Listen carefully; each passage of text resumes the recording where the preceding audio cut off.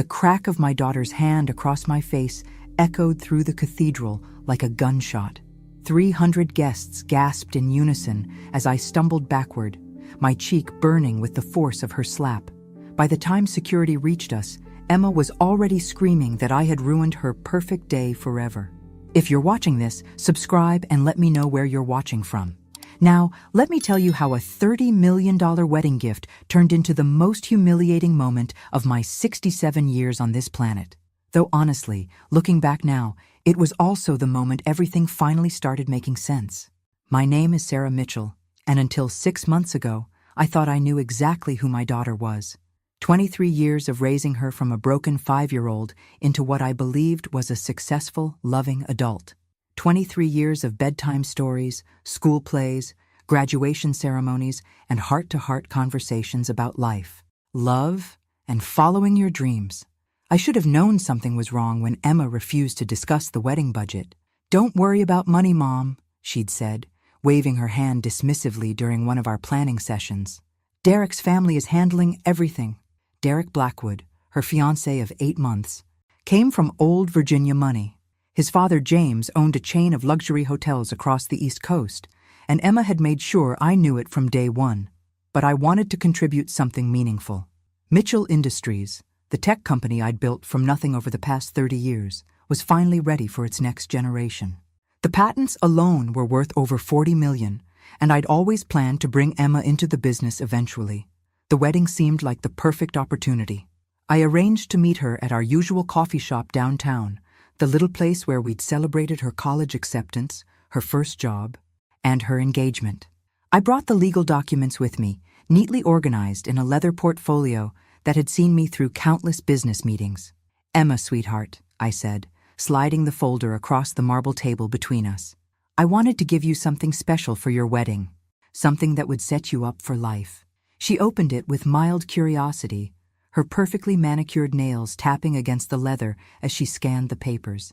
I watched her expression change from confusion to surprise, to something that looked almost like disgust. "What is this?" she asked, though I could tell she understood perfectly. "It's a 45% ownership stake in Mitchell Industries," I explained, unable to keep the pride from my voice. "I'm keeping 51% for operational control, but this makes you the second largest shareholder. The quarterly dividends alone will give you financial security for the rest of your life. And when I retire, I don't want it." The words came out flat and cold. I blinked, certain I'd misheard. "You don't want what?" "This." Emma pushed the portfolio back toward me with 2 fingers, like it was contaminated. "I don't want to be tied down to some boring business I know nothing about. I don't want quarterly meetings and dividend reports and all that corporate nonsense." The coffee shop seemed to grow quieter around us. I could hear the espresso machine hissing in the background, the low murmur of other conversations, the sound of my own heart beating just a little too fast. "Emma, this isn't just any business. It's our family's legacy. I built this company from nothing, working 18-hour days so you could have every opportunity. And I appreciate that, Mom. I really do." Her voice took on that patronizing tone she'd perfected over the years. "But I'm not you. I'm not cut out for the business world. It's just not who I am." I leaned forward, trying to understand. "Then what do you want? How can I help you start your life with Derek?" Emma's eyes lit up then, and for a moment she looked like the eager little girl I remembered. "Well, if you really want to give us a wedding gift, there is something that would mean a lot more than stock certificates." "Of course, anything." $30 million. The number hit me like a physical blow. I actually felt my mouth fall open, had to consciously close it again. "I'm sorry. What did you say?" $30 million. Emma spoke slowly now, like I was having trouble understanding English. "In cash. Derek and I have been looking at houses in Napa Valley, and we found the perfect estate. It's got vineyards, a main house, guest cottages, the works. But it's $30 million. And his trust fund won't release that kind of money until he's 35. I stared at my daughter, this beautiful young woman I'd loved and supported through everything, trying to process what she was asking. "Emma, that's not a wedding gift. That's more money than most people see in a lifetime. But you have it, don't you? The company's worth $40 million, you said so yourself. And you've got savings. Investments, the house." She waved her hand vaguely. "Besides, You're always saying you want to help me succeed. This is how you can do that." The logic was so twisted it almost made me dizzy.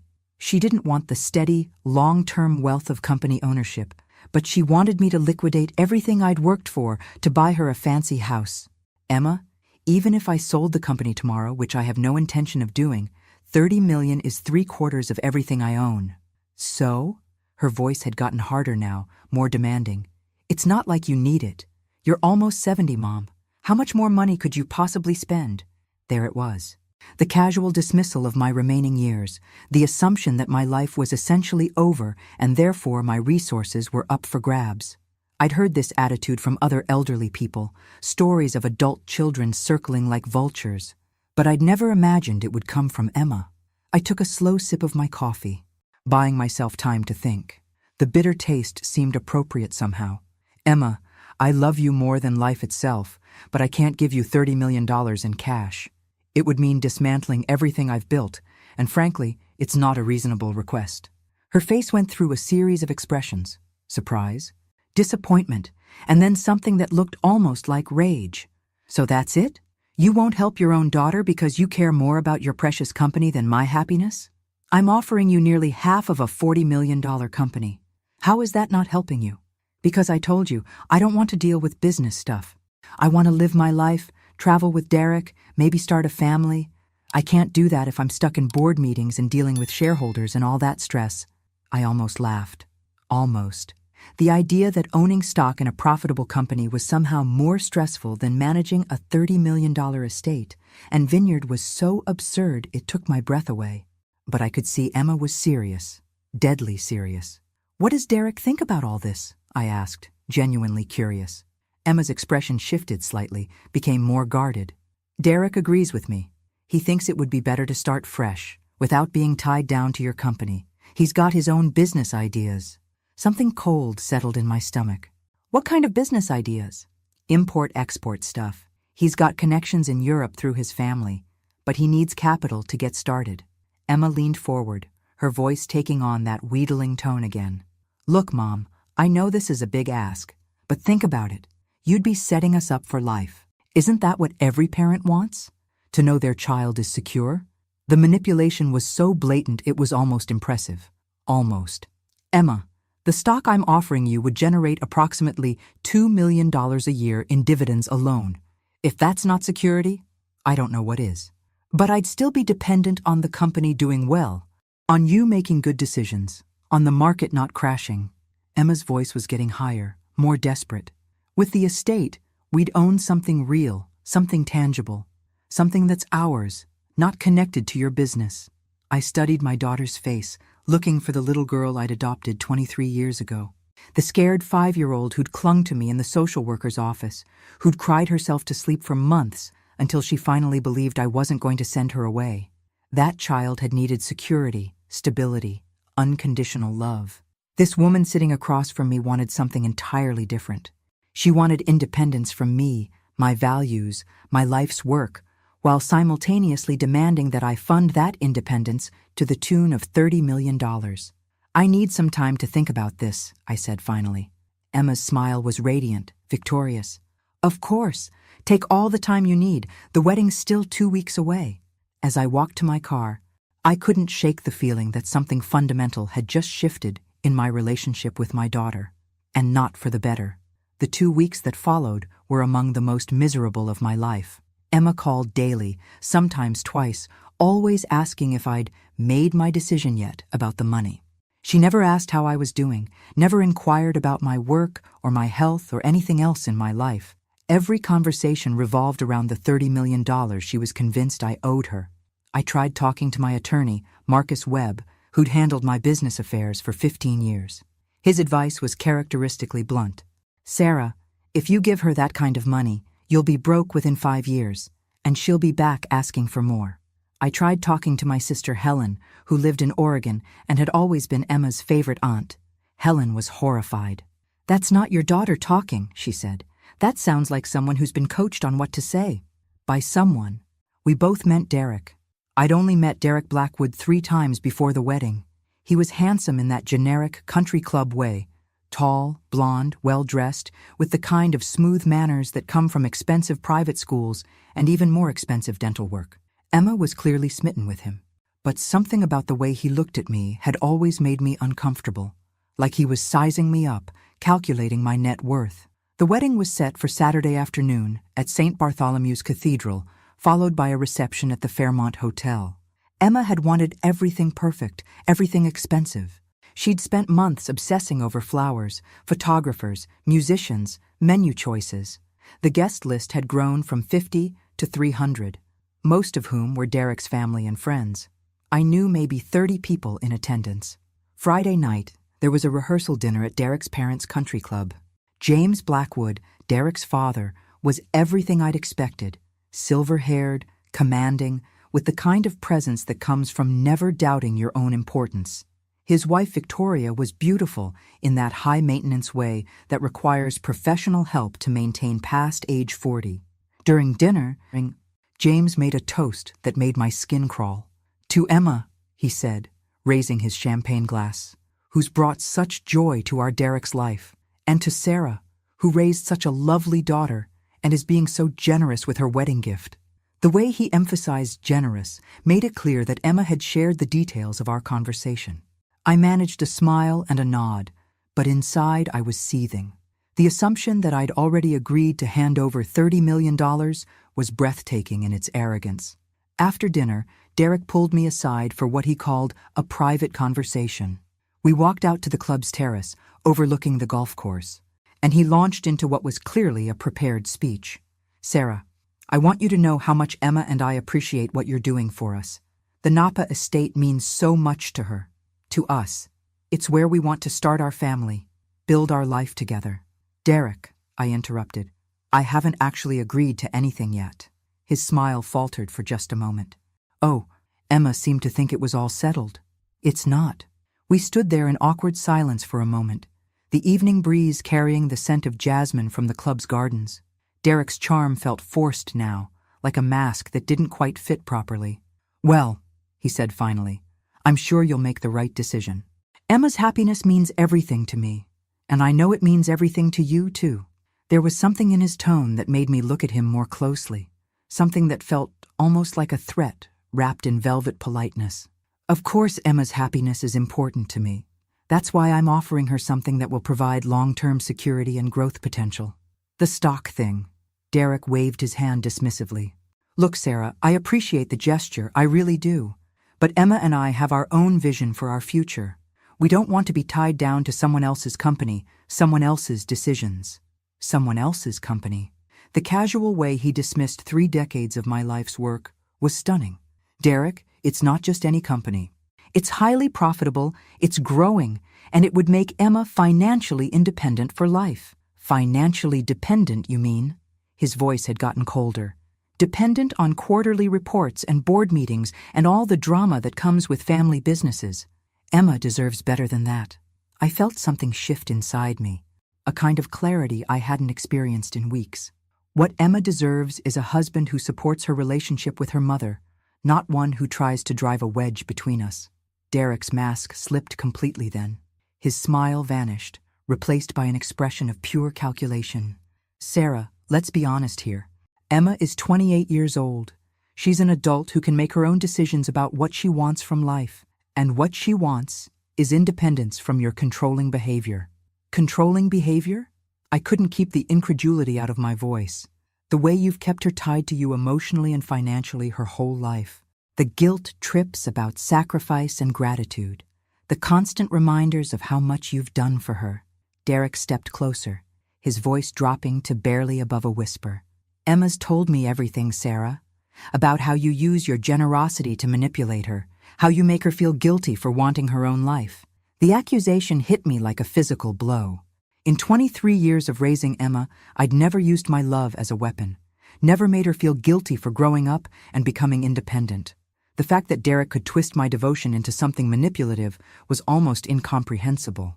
"That's not true," I said quietly. "Isn't it? Then prove it.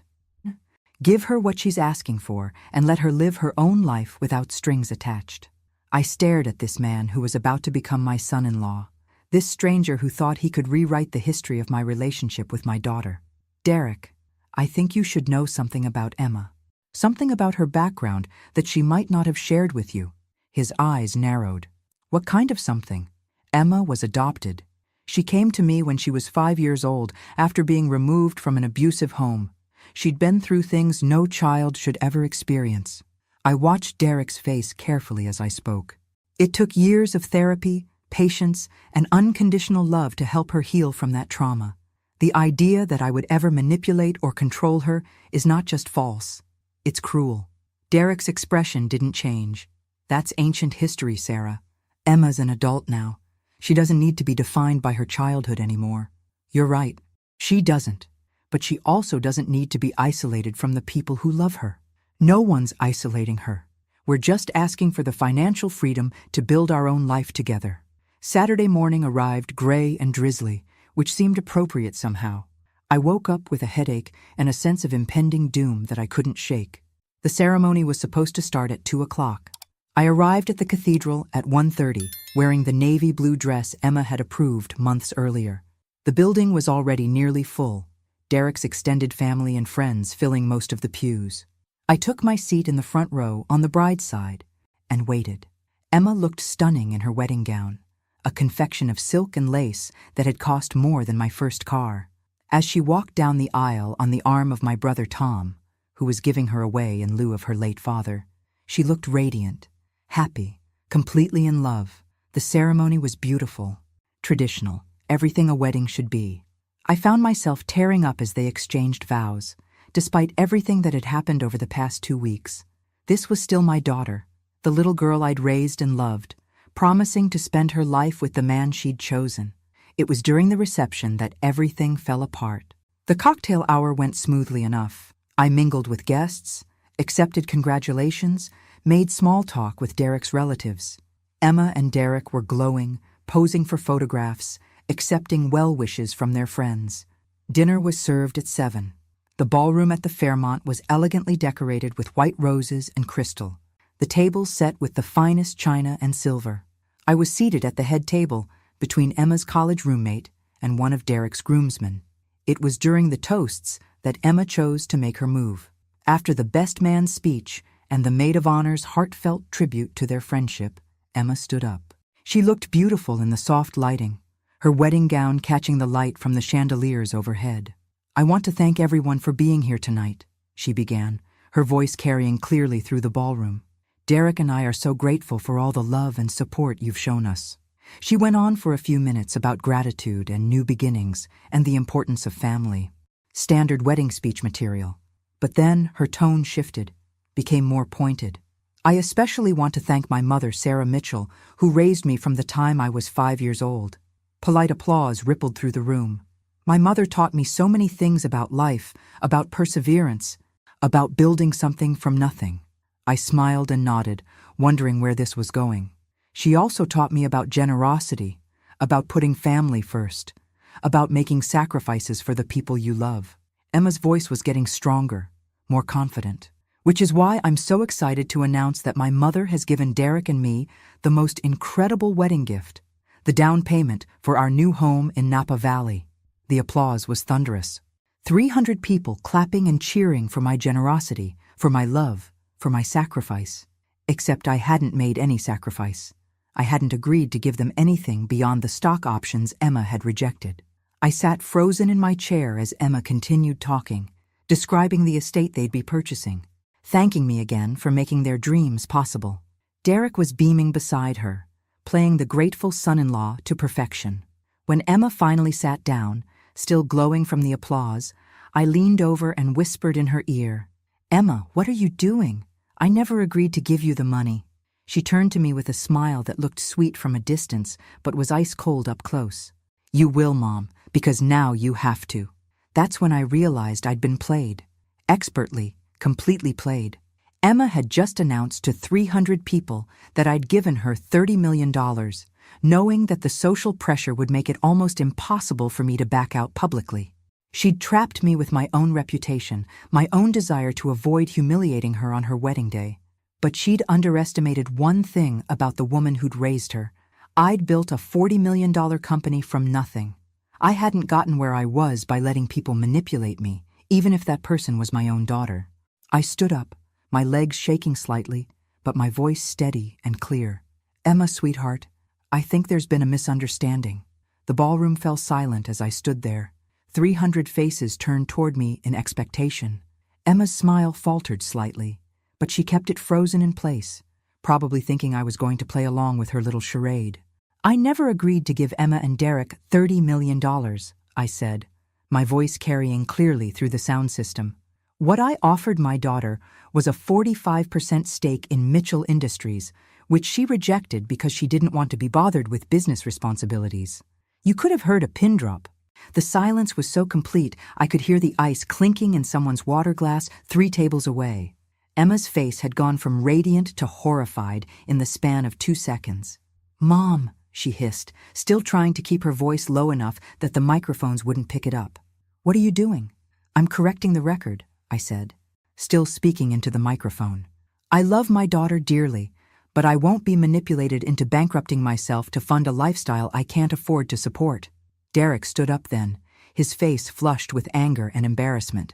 "Sarah, this isn't the time or place for this conversation. Can't we discuss this privately?" The time for private conversations ended when my daughter decided to lie to 300 people about my generosity. I looked directly at Emma, my heart breaking at the fury in her eyes. "Emma, you've put me in an impossible position. You've announced something that isn't true, hoping to pressure me into making it true. You're humiliating me," Emma whispered, her voice shaking with rage. "On my wedding day, in front of everyone. You humiliated yourself when you chose manipulation over honesty." That's when she slapped me. The crack echoed through the silent ballroom like a gunshot. My head snapped to the side from the force of it, and I actually stumbled backward a step. The burning sensation spread across my left cheek as 300 people gasped in unison. "You selfish, bitter old woman," Emma screamed, all pretense of wedding day composure gone now. "All I wanted was your help starting my life with Derek, and you couldn't even do that. You'd rather keep your precious money than see your daughter happy." Security was moving toward us now, but Derek grabbed Emma's arm, trying to pull her back. "Emma, please, let's handle this privately." But Emma was past caring about appearances. 23 years of suppressed resentment came pouring out all at once. "Do you know what it was like growing up with you? Always having to be grateful? Always having to prove I was worth the sacrifice you made taking me in? Never being allowed to just be your daughter because you never let me forget I was adopted." The words hit me harder than her hand had. "Emma, that's not true. Every time I wanted something you thought was frivolous, every time I made a choice you didn't approve of, you'd get that look, that disappointed look that reminded me I owed you everything." Emma was crying now, mascara streaking down her cheeks, but she didn't seem to care. "Well, I'm tired of owing you. I want to be free of your expectations and your judgments and your control." I stood there, my cheeks still burning, feeling like I'd been gutted. This wasn't my Emma talking. This couldn't be the little girl who used to crawl into my bed during thunderstorms, who brought me dandelions from the yard and called them flowers, who told me she loved me every night before I tucked her in. Derek was trying to calm her down, whispering urgently in her ear, but Emma shook him off. "No, Derek, I'm done pretending. I'm done being the grateful little orphan who has to earn her place in this family." Security finally reached us. 2 men in black suits who looked like they'd rather be anywhere else. The wedding coordinator was frantically gesturing from the sidelines, trying to figure out how to salvage what was left of the reception. "Ma'am," one of the security guards said gently, "we need you to come with us." For a moment, I thought he was talking to Emma. Then I realized he was looking at me. I was the one being escorted out, not the bride who'd just physically assaulted me in front of 300 witnesses. "Wait," I said, confusion making my voice sound smaller than I intended. "I'm not the one who—" "The family has requested that you leave," the guard said. "Not unkindly, but firmly. We can escort you out quietly, or we can make this more complicated. Your choice." The family. Derek's family. Of course. This was their event, their venue, their rules, and they wanted the problem removed as quickly and quietly as possible. I looked around the ballroom one more time. Some faces showed shock and sympathy, but most were carefully neutral, unwilling to take sides in such a public family drama. James Blackwood was already moving toward the microphone, no doubt preparing to smooth things over and get the party back on track. "Fine," I said, gathering what was left of my dignity. "I'll go." As security escorted me through the ballroom, I caught fragments of whispered conversations. Always knew there was something off about that relationship. Poor Emma, having to deal with that. Money changes people, doesn't it? By the time I reached my car, the story was already being rewritten. I was the villain, the controlling mother who'd tried to ruin her daughter's wedding rather than give her the financial support she deserved. Emma was the victim, the sweet bride whose special day had been destroyed by a bitter old woman's selfishness. I sat in the parking lot for 20 minutes, shaking from adrenaline and heartbreak. Then I drove home to my empty house and poured myself a very large glass of wine. It was 3 days before Emma called. "I think we need to talk," she said, her voice coldly professional. No apology for the slap, no acknowledgement of how she'd humiliated me in public. Just that flat, businesslike tone. "I think we do," I agreed. We met at the same coffee shop where this whole mess had started, though Emma looked different now. Harder, somehow. More distant. She was wearing the kind of expensive casual clothes that screamed money. Derek's money, I assumed. "I want you to know I've spoken to a lawyer," Emma said without preamble. "About my legal rights regarding your estate." I blinked. "Your legal rights? As your adopted daughter, I'm entitled to inherit your assets when you die. But there are ways you could try to cut me out of your will, and I wanted to make sure I understood my options." The casual way she discussed my death, the assumption that my primary purpose in life was to serve as her future inheritance. It was breathtaking in its callousness. "Emma, I'm 67 years old and in perfect health. I'm not planning to die anytime soon. But you will eventually. And when you do, I want to make sure Derek and I are protected." Protected? From what? From the consequences of their own choices? From having to actually work for a living like the rest of us? "Emma," I said carefully, "I need to ask you something, and I want you to be honest with me. How long have you been planning this?" "Planning what?" "This whole thing. The wedding announcement? The public pressure? The manipulation? How long have you and Derek been working on this strategy?" Emma's mask slipped just slightly. "I don't know what you mean." But I could see it in her eyes. The calculation. The rehearsed innocence. This hadn't been a spontaneous emotional outburst. It had been planned, orchestrated, designed to force my hand. "Let me tell you what I think happened," I said, settling back in my chair. "Derek Blackwood isn't just some rich kid looking to buy a vineyard. He's got debts, or his family does, or there's some financial pressure that requires immediate cash flow. $30 million in immediate cash flow." Emma's face went very still. "You're being paranoid." "Am I?" "Because I did some research after the wedding, Emma. Very interesting research." I pulled out my phone and opened the Notes app where I'd been documenting my findings. "Did you know that Derek's father's hotel chain filed for bankruptcy protection 6 months ago? Right around the time Derek started dating you, in fact. That's impossible. The hotels are doing great. The hotels are hemorrhaging money, bad investments, over-leveraging, and a series of lawsuits from employees claiming wage theft." I scrolled through my notes. James Blackwood owes approximately $47 million to various creditors. The family's personal assets have been frozen pending the bankruptcy proceedings. Emma was staring at me now, her coffee forgotten. How did you find this out?" "I hired a private investigator. Same one I use for business due diligence." I set my phone down and leaned forward. "Emma, Derek's family isn't rich anymore. They're broke. Worse than broke. They're on the verge of losing everything. That vineyard in Napa? That's not a romantic dream home. That's a business investment they need to flip quickly to generate cash." "You're lying. I have documentation, financial records, court filings, news articles from the business journals." I studied my daughter's face, looking for any sign that she'd known the truth. "The question is, did Derek tell you about his family's situation, or are you finding out the same time I am?" Emma's hands were shaking slightly as she reached for her coffee cup. "Derek said, he said there were some temporary cash flow issues with the business, but that everything would work out once we got the estate. Once you got the estate, using my money. It's not like that. What is it like, Emma?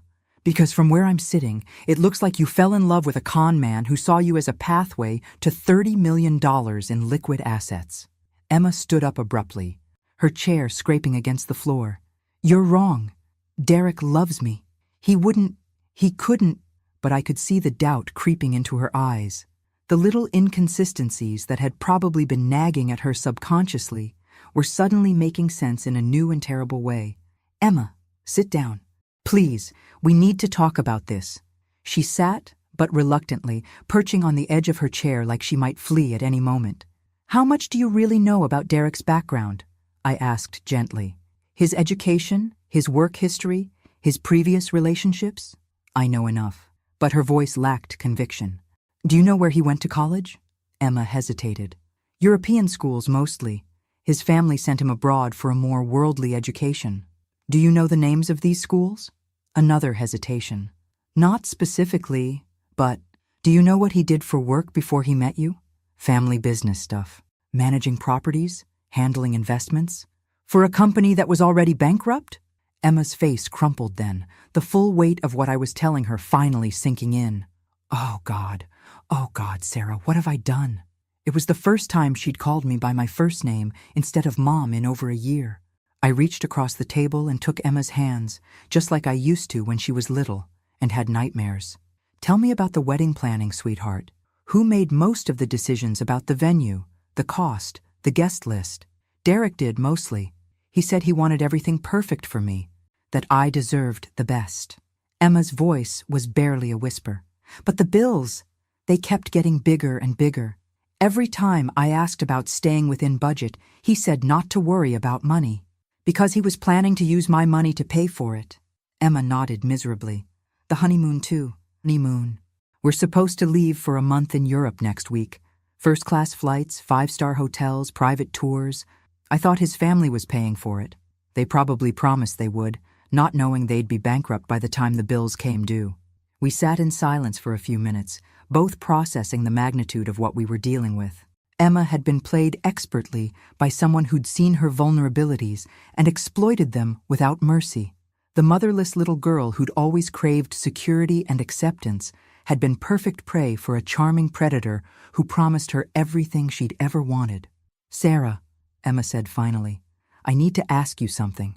And please be honest with me. Of course. When I was growing up, did I really act like an ungrateful brat? Did I really make you feel like the sacrifices you made weren't appreciated? The question broke my heart. Emma, no. Never. You were the best thing that ever happened to me. Every day I got to be your mother was a gift. Then why did Derek say those things? About me feeling guilty all the time. About you using your generosity to manipulate me. I chose my words carefully, because he needed to drive a wedge between us. He needed you to see me as the enemy so you'd be willing to fight me for the money. If you'd maintained a close relationship with me, I might have been able to warn you about him sooner. Emma's eyes filled with tears. I said terrible things to you at the wedding. I called you selfish and bitter. I hit you in front of all those people. You were defending what you thought was your marriage, your future. I understand why you were angry, but I humiliated you. I made everyone think you were this horrible, controlling mother who didn't want her daughter to be happy. I squeezed her hands. Emma, we can fix this. It's not too late. How? How can we fix any of this? I smiled then, feeling something like my old self returning. Emma, I didn't build a $40 million company by accident. I've dealt with con men before, though admittedly never one who married my daughter first. Emma looked at me with the first spark of hope I'd seen since this whole mess started. What do you mean? I mean, Derek Blackwood made one crucial mistake in his planning. What mistake? He assumed I'd be easy to manipulate because I love you. He was right about the loving you part, but wrong about everything else. I pulled out my phone again. While he was busy turning you against me, I was documenting everything, every lie, every manipulation, every piece of financial fraud. Financial fraud? Emma, Derek signed contracts for a $30 million property purchase using my money without my consent. He booked a $100,000 honeymoon on credit cards in my name. He's been telling creditors that his new mother-in-law is providing the capital to restart the family business. I scrolled through the evidence I'd been collecting. That's wire fraud, credit fraud, and probably a dozen other federal crimes. Emma's mouth fell open. You've been investigating him this whole time? The moment he made it clear he was more interested in my bank account than my daughter's happiness, yes. What are you going to do? I stood up, leaving money on the table for our coffee. Emma, what are we going to do? If you want to fix this, if you want to save yourself from whatever Derek was really planning, then I need you to trust me one more time. Emma stood too, her face pale but determined. What do you need me to do? I need you to go home and act normal, I said, as we walked out of the coffee shop. Don't let Derek know we've talked. Don't mention anything we've discussed. Can you do that? Emma nodded, though she looked terrified. How long do I have to pretend? Not long. Tomorrow morning at 9 o'clock, there's going to be a knock on your door, FBI Financial Crimes Unit, with warrants for Derek's arrest and seizure of all assets purchased with fraudulent funds. The FBI? Emma's voice squeaked. Sarah, how did you… I told you, Emma. I've been documenting everything. When someone commits federal crimes using forged financial documents, the FBI tends to take that seriously. I put my arm around her shoulders, the first physical contact we'd had since the slap heard round the ballroom.